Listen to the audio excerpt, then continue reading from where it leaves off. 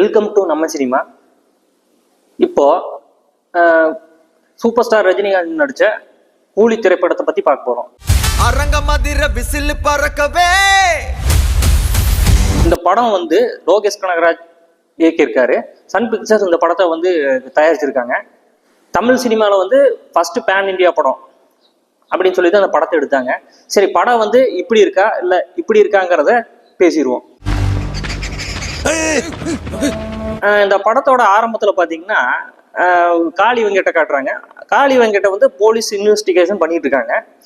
பெரிய ஹார்பரில் வந்து ஏகப்பட்ட தொழிலாளர்கள் இருக்காங்க.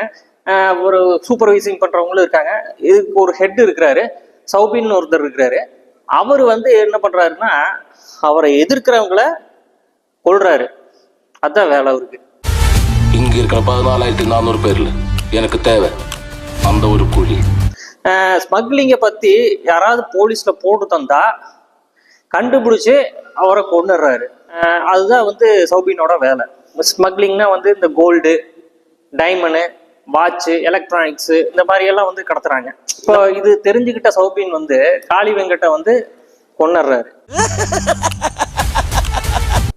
அதுக்கப்புறம் ரஜினி காட்டுறாங்க.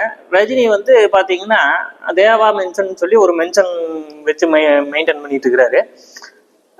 அந்த மென்ஷனில் வந்து ஒரு ரூல்ஸ் கொண்டு வந்திருக்கிறாரு. அந்த ரூல்ஸ் வந்து என்னன்னா குடிப்பழக்கம் இருக்கிறவங்க அந்த மென்ஷனில் வந்து தங்க அனுமதி இல்லை அப்படின்னு அப்படிதான் காட்டுறாங்க.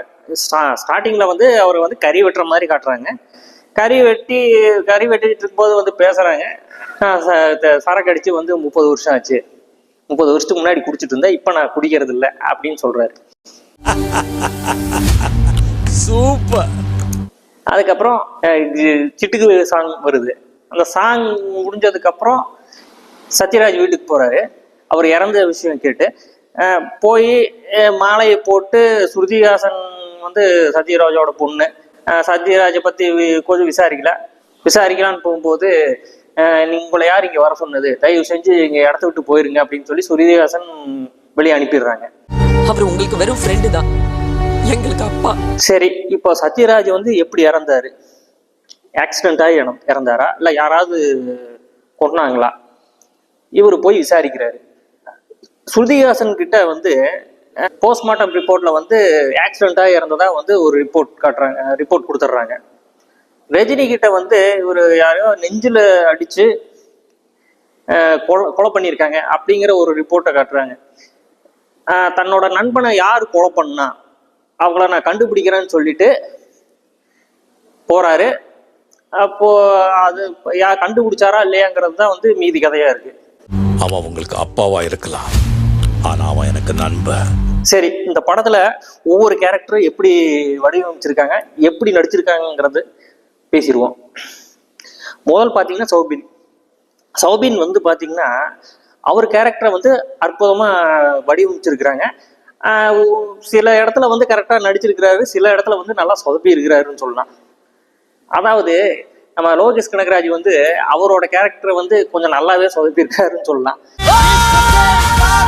அது எப்படின்னு பார்த்தீங்கன்னா நாகார்ஜுனா வந்து சௌபினை கொல்றாரு.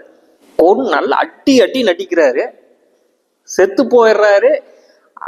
செத்தவனை கொண்டு போய் சாக்க வச்சு கொல்லுவாருன்னு பார்த்தா அப்படி கொல்லலை. ரஜினி கிட்ட அந்த பாடியை கொடுத்து புதைக்க சொல்லிடுறாரு. புதைக்க சொல்லிட்டு அதுக்கப்புறம் அந்த புதைச்ச இடத்துலயே வந்து உயிரோடு எழுந்திருக்கிறாரு. இதெல்லாம் நம்பும்படியாவா இருக்கு? ஆந்திரால போய் வித்யாச்சாரியாரை பார்த்தா கூட இந்த ஐடியா கிடைக்காது. இந்த அளவுக்கு அவரோட கேரக்டரை ஒரு இடத்துல சொதப்பி வச்சிருக்கிறாரு. சரி, சத்யராஜ் வந்து கொன்னது யாரு அப்படிங்கிறது பார்த்தீங்கன்னா சத்யராஜ் கேரக்டர் வந்து ஓகே, ரஜினிக்கு நண்பன் ஓகே. 30 வருஷமா ஒருத்தனை ஆஃப்லைன்லயே வச்சிருக்கேன். அதாவது ஹை வாட்ஸ் பர்னிங் மிஷினை வந்து கண்டுபிடிக்கிறாரு. செத்தவங்களை வந்து ஒரு 10 அங்க ஒரு இடத்துல உட்கார வச்சா 10 செகண்ட்ல வந்து சாம்பலம் ஆயிடுவாங்க. அதை கண்டுபிடிக்கிறாரு.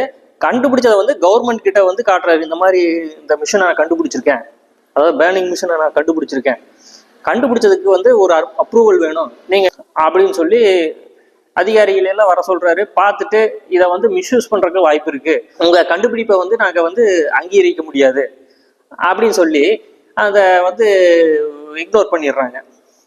இது வந்து மிஸ்யூஸ் பண்றதுக்கு வாய்ப்பு இருக்கு, உயிரோடு இருக்கிறவங்களையும் வந்து கொல்றது கூட வாய்ப்பு இருக்கு, அதுக்கு கூட யூஸ் பண்ணிடுவாங்க, அதனால வந்து இந்த கண்டுபிடிப்பு வந்து செல்லாதுன்னு சொல்லி அனுப்பிடுறாங்க. இதை தெரிஞ்சுக்கிட்ட நாகார்ஜுனாவும் சௌபினும் வந்து என்ன பண்றாங்க, ஹார்பர்ல வந்து கொல்லப்படுற ஆட்களை வந்து இவங்க கிட்ட பணம் கொடுத்து, அதாவது எவிடன்ஸே இல்லாம அந்த ஹை வாட் எலக்ட்ரிக் ஷாக்கை வச்சு சாம்பலாக்கிடுறாங்க. இது ஒரு வேலையை செஞ்சுட்டு இருக்கிறாங்க. அவன் எவன் கையில சாகுனான்னு நெத்தில எழுதிருக்குன்னு நினைக்கிறேன். ஒரு கட்டத்துல பாத்தீங்கன்னா சத்யராஜ் இவர்கிட்ட மாட்டிக்கிறாரு, நாகார்ஜுனா கிட்ட மாட்டிக்கிறாரு. நாகார்ஜுனா வந்து சத்யராஜை வந்து போட்டு தள்ளணும்னு சொல்லி சௌபின் கிட்ட சொல்றாரு. சௌபின் வந்து ஒரு இடத்துல அதாவது அவரோட இடத்துலயே வந்து சாகடிச்சிடறாருன்னு வைங்களேன். சாகடிக்கிறதுக்கு முன்னாடி நான் செத்ததுக்கு அப்புறம் இன்னொருத்த வருவான், அவன் கிட்ட வந்து நீ பவர் ஹவுஸ்ன்னு சொல்லு, இப்போ அவன் யாருன்னு நீ தெரிஞ்சுப்ப அப்படின்னு சொல்றாரு. சொன்னதுக்கு அப்புறம் சௌபின் வந்து கொலை பண்ணிடுறாரு. கொலை பண்ணதுக்கு அப்புறம் அதுக்கப்புறம் தான் வந்து ரஜினி வர்றாரு, கொன்னவங்க யாரு அப்படின்னு சொல்லி எல்லாம் விசாரிக்கிறாரு. சில சொதப்பல்கள் எல்லாம் பண்ணி வச்சிருக்கிறாரு லோகேஷ் கனகராஜ். கரெக்டா கனெக்ட் பண்ணணும், அதாவது அடுத்தடுத்து என்னென்ன நடக்கணும், எதுக்கு எதை கனெக்ட் பண்ணுங்கிறது வந்து கொஞ்சம் மிஸ் பண்ணியிருக்கிறாருன்னு சொல்லலாம். ஃபர்ஸ்ட் ஹாஃப் பார்த்தீங்கன்னா வந்து சில இடத்துல சொதப்பல் இருக்கு. அந்த சௌபின் வந்து இப்போ செத்ததுக்கு அப்புறம் உயிரோட வந்து புதைச்ச இடத்துல இருந்து எந்திரிக்கிறதெல்லாம் வந்து ரொம்ப ஓவரான சொதப்பல், தேவையில்லாத வசனங்கள் இருக்கு. சும்மா தொணன்னு பேசிட்டு கசன்னு இந்த ரத்தம் தெரிக்கிற சீனு, அதாவது வந்து 1-2 இடத்துல வந்து ஏதோ ரிலாக்ஸா பேசுவாங்கன்னு பார்த்தா எல்லா இடத்துலயும் ரத்தம் தெரிக்கிற சீனா தான் இருக்கு. அதாவது ரஜினியோடைய 50வது வருஷ படம் அந்த கூலி. சரி, 50வது வருஷத்துல வந்து இந்த படத்தை வந்து கொஞ்சம் ஸ்பெஷலா கொஞ்சம் பெரிய லெவல்ல இருக்கும் அப்படின்னு எல்லாம் எதிர்பார்த்தோம். ஆனா எதிர்பார்ப்பை வந்து சரியா பூர்த்தி பண்ணலன்னு சொல்லலாம். ஏன்னா ரஜினி வந்து கதையை கரெக்டா கேட்டாரான்னு தெரியல. இப்போ ஃப்ரெண்டை கொலை பண்ணவனை வந்து கொல்றது தான் வந்து படத்தோட கதை, இது ஒன்லைன் கதை. இது எல்சியூ, அதாவது இந்த லோகேஷ் கனகராஜ் வந்து அவருடைய பாணியில் எடுத்திருக்கிறார். இப்போ ஏற்கனவே பார்த்தீங்கன்னா சிவாஜி எம்ஜிஆர் எல்லாம் வந்து அந்த காலத்திலேயே வந்து ஃப்ரெண்டை கொலை பண்ணவன், அவங்க அப்பாவை கொலை பண்ணவன், அவங்க அம்மாவை கொலை பண்ண வில்லனுங்களையெல்லாம் வந்து போடுறதெல்லாம் வந்து அந்த காலத்திலேயே பண்ணிட்டாங்க. இப்போ இவங்களுக்கு அடுத்தது கமல் ரஜினி, அவங்களும் வந்து 80s காலகட்டத்தில் வந்து வில்லனங்களை வந்து பழி வாங்கிட்டாங்க. ஏன்னா அவங்க அண்ணனை கொலை பண்ணவன், அம்மாவை கொலை பண்ணவன், அப்பாவை கொலை பண்ணவனை வந்து பழி வாங்குறது அப்படிங்கிற ஒரு கதையில வந்து சரி 80லயே பண்ணிட்டாங்க. இப்ப விஜய் அஜித் கூட விட்டு வைக்கல. விஜய் அஜித் அதே மாதிரிதான் நண்பனை கொலை பண்ணவனை, ஃபேமிலியில வந்து அப்பா அம்மா அக்கா தங்கச்சி இவங்களை கொலை பண்ண வில்லன்களையெல்லாம் வந்து பழி வாங்கியாச்சு. இப்போ இவரே வந்து பாத்தீங்கன்னா ரஜினியே பாத்தீங்கன்னா இதுக்கு முன்னாடி இந்த நான் சிவமணி படம் பார்த்துருப்பீங்க. அந்த படத்துல வந்து தங்கச்சியை கொன்ன வில்லனை வந்து பழி வாங்கிடுவாரு. அதுக்கப்புறம் வள்ளி படம் பார்த்துருப்பீங்க. வள்ளி படத்துல பொண்டாட்டி கொன்ன வில்லனை வந்து பழி வாங்கிட்டு அவர் பாவம் ரோட்ல பரதேசி மாதிரி, ஊருக்குள்ள பரதேசி மாதிரி சுத்திட்டு இருப்பாரு. பாஷா படம் பார்த்துருப்பீங்க, இப்போ ஒரு மாசத்துக்கு முன்னாடி ரீரிலீஸ் ஆச்சு அந்த படம். அந்த படத்துல வந்து பாஷா, அதாவது மாணிக்கமா இருந்தவர் பாஷாவா எப்படி மாறுறாரு, ஃப்ரெண்டை கொலை பண்ணதுனால மாணிக்கமா இருந்தவர் மாணிக் பாஷாவா மாறி வில்லனை வந்து பழி வாங்குறாரு. இப்போ 6 வருஷத்துக்கு முன்னாடி பேட்டா படம் ரிலீஸ் ஆச்சு. பேட்டா படத்துல வந்து ரஜினிக்கு நண்பன் வந்து சசிகுமாரை கொன்ன வில்லனை வந்து பழி வாங்குறதுக்கு நார்த் இந்தியா போவாரு. அங்க போய் பழி வாங்கிட்டு வந்துருவாரு. இப்ப இவரு அதே மாதிரிதான், ஃப்ரெண்டு சத்யராஜ கொன்னவன பழி வாங்குறேன்ட்டு இவரு பொட்டியை தூக்கிட்டு போயிருக்கிறாரு. போய் கொன்னுடுறாரு.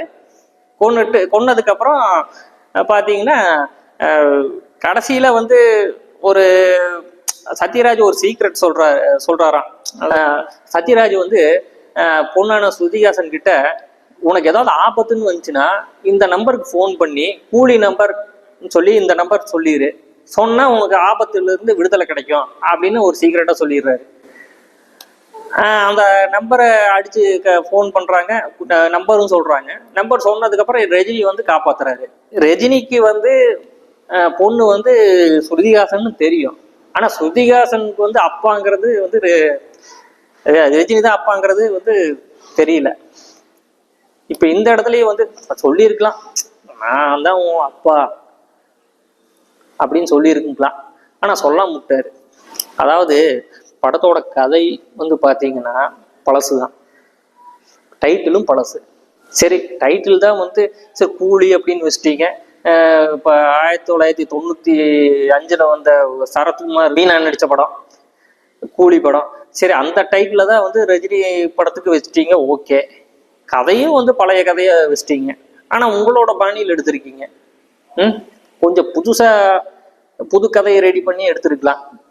எப்படியும் வந்து இப்போ வில்லனை பழி வாங்குற கதையவே வந்து சும்மா திருப்பி திருப்பி திருப்பி எடுத்து வச்சிருக்கீங்க. இது எந்த விதத்தில் நியாயம் தெரியல.